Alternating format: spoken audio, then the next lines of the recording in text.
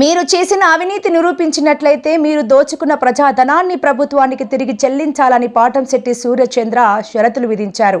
Revenue, mining డిపార్ట్మెంట్లతో Mamidada, Krishnavaram, Gandepalli, Murari, Nayakampalli, NT Rajapuram, Rampayerrapalem, Veeralankapalli, Bavajipeta, Sudikonda, Velanka ఇంకా అనేక గ్రామాలలో మరియు మట్టి ఇసుక ఓవర్లోడ్ లారీలు ప్రభుత్వ టోల్గేట్లోకి వెళ్లకుండా బూరుగుపూడి కృష్ణవరం మధ్యలో పోలవరం పుష్కర కాలువల నుండి రాత్రి పగలు తోలుతున్న మీ పర్సనల్ టోల్గేట్ను ఏర్పాటు చేయలేదా? వాటి ద్వారా ప్రజాధనాన్ని దోచుకోలేదా అని ప్రశ్నించారు.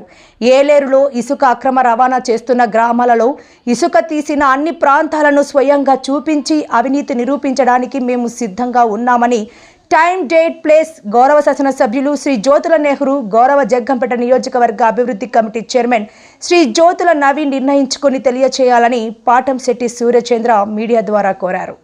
మరిన్ని లేటెస్ట్ అప్డేట్స్ కోసం చూస్తూనే ఉండండి GK news. Please share and subscribe.